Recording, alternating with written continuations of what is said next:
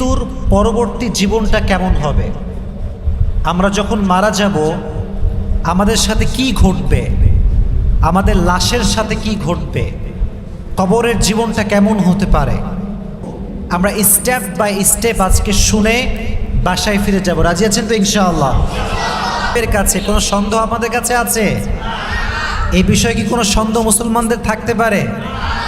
এই পৃথিবীতে যত মুসলমান আছে আমরা সবাই বিশ্বাস করি যে পরকালের জীবনটা সত্য। আল্লাহ, আমি বলবো এখন আমরা একটা কল্পনার জগতে যাব যেন আমরা ফিল করতে পারি যেটা আমরা শুনছি। আপনি এখন মনে করেন যে আমরা সবাই ব্যস্ত, এই যে আজকে মাহফিল শুনতে এসেছি, সকালবেলা উঠে যে যার জায়গায় ছুটে যাবে, শপিং করতে যাবে, মা বোনরা রান্না করবে, যে যার কাজ করবে।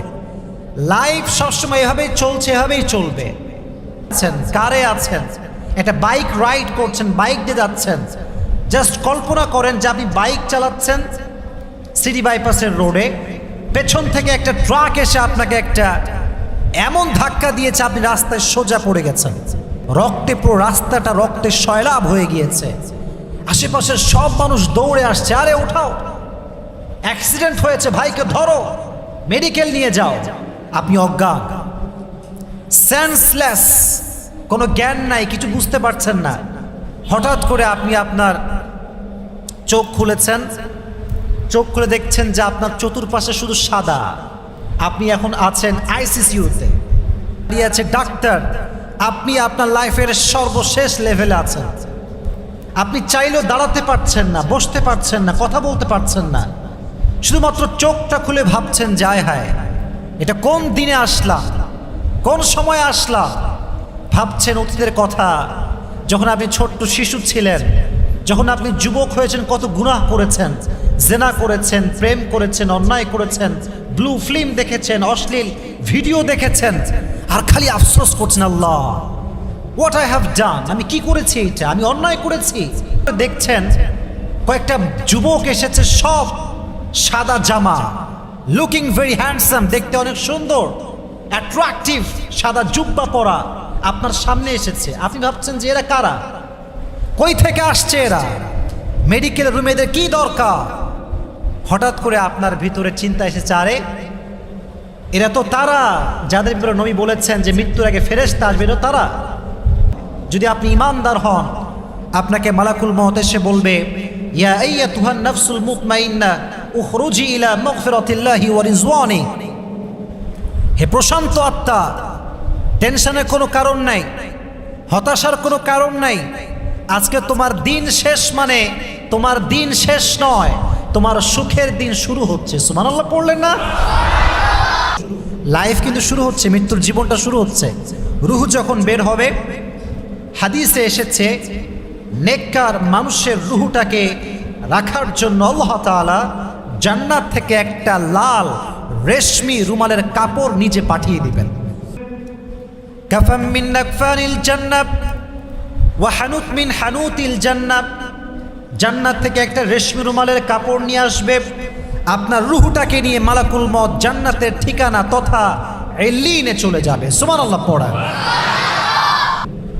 দেখবেন মরার সঙ্গে সঙ্গে মসজিদে এলান হওয়া শুরু হয়ে যায়, ঠিক না?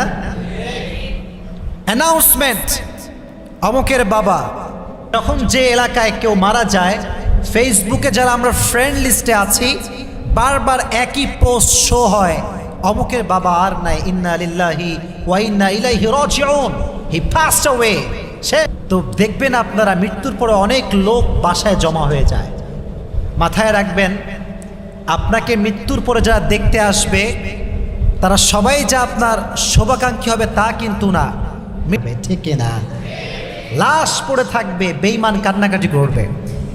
একটা কথা মাথায় রাখবেন, মানুষের প্রশংসা মানুষ তখন করে যখন মানুষ মরে যায়। তো বিষয় হচ্ছে এইটা, লাশের সামনে বেঈমানরা এমন একটা ভাব করে যে কতই না ভালোবাসতো। এরকম বেঈমান আছে না নাই? আসলে প্রিয় ভাইয়েরা, দুনিয়ার মানুষের ভালোবাসার ভেতরে স্বার্থ আছে না নাই? আরো জোরে বলতে হবে, আছে না নাই?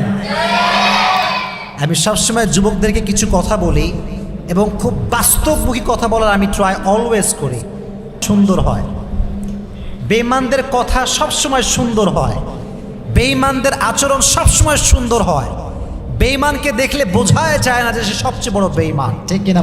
দুনিয়াও শেষ, আখিরাতও শেষ। তো আপনার লাশ যখন দাফন করা হবে, কবর থেকে যখন রেখে আপনাকে সবাই চলে যাবে, দুইজন ফেরেশতা আপনার কাছে আসবে। কয়জন ফেরেশতা? রব্বুক, তোমার রবকে। বলেন তো আমাদের রবকে। আরো জোরে বলেন, রবকে। বলেন মুহাম্মাদুর রাসূলুল্লাহ সাল্লাল্লাহু আলাইহি ওয়াসাল্লাম। থার্ড কোয়েশ্চেন হবে কি জানেন? ওয়ামা দীনুক, তোমার ধর্মের নাম কি? চিন্তা আছে? শুরু হয়ে যাচ্ছে আমাদের পরকালের জগৎ। একটা কথা মাথায় রাখবেন, পরকালের কথা আসলেই তিনটা জিনিস মাথায় রাখতে হবে। কোনো গোছানো কথা, আমি বাড়তি কোনো কথা আমাদেরকে বলবো না ইনশাআল্লাহ। বলেন, পরকালের জীবনে কথা বলতে গেলে কয়টা বিষয় মাথায় আসে? তিনটা। এক হচ্ছে বিলিভ ইন রেজারেকশন, আমাদেরকে আল্লাহর সামনে দাঁড়াতে হবে, আবার জীবিত হতে হবে। মরে গেলেই জীবনটা শেষ নয়, তারপরেও আর একটা জীবন। যুবক ভাইয়েরা, মুরব্বী আব্বা জানেরা, আছে না নাই? আল্লাহর সামনে যে হিসাব দিতে হবে আমলের, আল্লাহর সামনে যে দাঁড়াতে হবে আমল নিয়ে, এটারও একটা বিশ্বাস রাখার দরকার, আছে না নাই? সর্বশেষ পার্টটা হচ্ছে প্যারাডাইস অ্যান্ড হেলফায়ার। আখিরাতে অপশন দুইটা, হয় জান্নাতি হবেন না হয়, বলেন, হয় জান্নাতি হবেন না হয়। এবার কখনো সুখ দুঃখ দুইটার মাঝামাঝি হয়, কিন্তু আখিরাতে কোনো চান্স নাই, হয় জান্নাতি না হয় জাহান্নামী। করেন, এক হচ্ছে পুনরুত্থানে বিশ্বাস, দাঁড়াতে হবে, এক নাম্বার। দুই নাম্বার কি বলেছিলাম? হিসাব দিতে হবে। কি দিতে হবে? হয়তো জান্নাত নয়তো। এবার আসেন প্রথম বিষয়টা হাইলাইট করি। পৃথিবীতে আল্লাহ তাআলা দুই ধরনের মানুষ রেখেছেন। নাম্বার ওয়ান হচ্ছে বিলিভার্স পিপল, নাম্বার টু হচ্ছে ডিনায়ার পিপল। একটা হচ্ছে ইমানদার আর একটা হচ্ছে বেঈমান। হবে উঠতে হবে, এই বিশ্বাস আমাদের মাঝে আছে না নাই? আচ্ছা, আমরা হলাম মুসলমান। আর কিছু আছে কাফের, তারা বলেছে না, খাও পিও মজে করো, মরনে কে বাদ কোই জিন্দগি নেই, এটাই শেষ, মরে গেলে আর উঠে যাবে না, শেষ। তারা বলে কি দেখেন, কোরআন বলছে وقال الذين كفروا أئذا كنا ترابا وآباؤنا أئنا لمخرجون। তুমি যদি সত্যি নবী হয়ে থাকো তাহলে আমাদেরকে জবাব দাও, আমরা যখন মরে ভূত হয়ে যাব, আমাদের 14 গোষ্ঠী যখন মরে ভূত হয়ে যাবে, তখন কি আদৌ সম্ভব যে আল্লাহ আমাদেরকে আবার জীবিত করবেন? এটা কেমন করে সম্ভব? এটা হতে পারে না। এর কারণ, আচ্ছা বলেন তো আলীগঞ্জের ভাইরা, কবর থেকে কোনো লাশ উঠে চলে এসেছে, বাসায় কথা বলেছে এসে, এরকম কখনো হয়েছে? এগেই এটা কেমনে সম্ভব? মরে গেলে সব শেষ, দ্য ম্যাটার ইজ ক্লোজ। আমরা আবার কেমনে উঠবো? আল্লাহ তিনটা জবাব দিয়েছে। কয়টা জবাব? এক, আল্লাহ বলছেন, নবী হে বলে দেন, কুলিল্লাহু ইউহয়িকুম সুম্মা ইউমীতুকুম সুম্মা ইয়াজমাউকুম ইলা ইয়াউমিল কিয়ামাহ লা রাইবা ফীহি ওয়ালাকিন্না আকসারান নাসি লা ইয়ালামুন। বলেন না, জীবন দিয়েছে কে? মরণ দিবে কে? আল্লাহ বলছে, আমি জীবন দিয়েছি, আমি মৃত্যু দিলাম, আবার আমি আল্লাহ তাআলা নিজেই কিয়ামতের ময়দানে সবাইকে ছোট্ট একটা ফুৎকার, যেটা হবে ভয়ঙ্কর, ট্রাম্পিট সাইলেন্ট, বিশাল বড় একটা আওয়াজের মাধ্যমে একটা আওয়াজ হবে, পৃথিবীর সমস্ত মানুষ আবার আল্লাহর সামনে জীবিত হয়ে দাঁড়িয়ে যাবে। এর কিছু নাই। দুই নাম্বার জবাব দেখেন আল্লাহ কত সুন্দর জবাব দিচ্ছেন। আচ্ছা মনে করেন আপনি একটা অফিসে চাকরি করেন,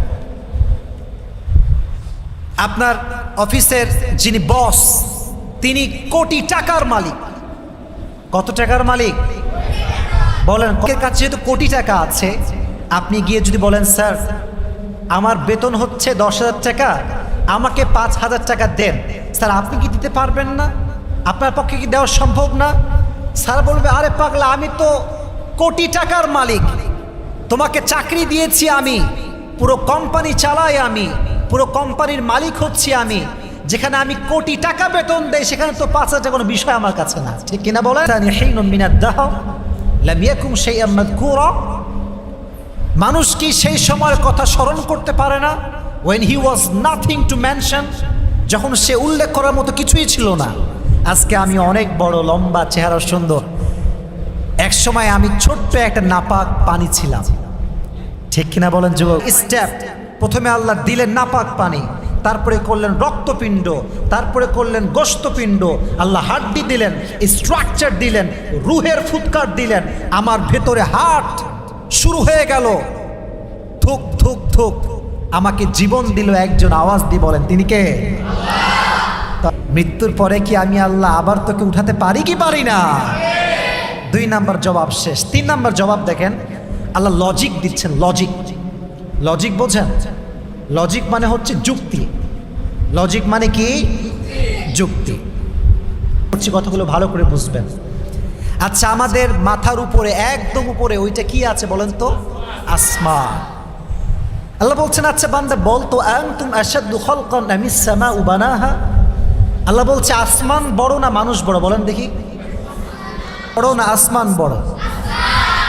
জমিন বড় না মানুষ বড়? মাশাআল্লাহ, জমিন বড়, আসমান বড়। আল্লাহ বলছে আচ্ছা বল তো, আসমান সৃষ্টি করা কি কঠিন না তোকে সৃষ্টি করা কঠিন? বান্দা বলছে আল্লাহ আসমান তো অনেক বড়, হিসাবে তো আসমান সৃষ্টি করা কঠিন হওয়ার কথা, ধ্বংস করতে পারি। তাহলে সে আল্লাহ কি তোকে জীবন দিতে পারে কি পারে না? তাহলে বোঝা গেল উঠতে একদিন হবে, একত্রিত হওয়া লাগবে। এখানে কোনো হিসাব কিংবা আমাদের এখানে কোনো প্রকার দ্বিধাদ্বন্দ্ব বা যুক্তি দেওয়া বা অস্বীকার করার কোনো ওয়ে আমাদের কাছে আর থাকতে পারে। তাহলে বোঝা গেল আল্লাহর সামনে দাঁড়াতে হবে। 1 নাম্বার, আপনাদের অনেক কথা আপনারা পেয়ে যাবেন। তাকবীর দেন, লিল্লাহি তাকবীর। আমরা সবাই আল্লাহর সামনে দাঁড়িয়ে গিয়েছি। এখানে মনে হয় বেশি যুবক এসেছো তোমরা, বেশিরভাগই যুবক, মাশাআল্লাহ। সবাই আল্লাহর সামনে দাঁড়িয়ে গিয়েছি কেন? হিসাব দিতে হবে। 2 নাম্বার স্টেপ কি ছিল? হিসাব।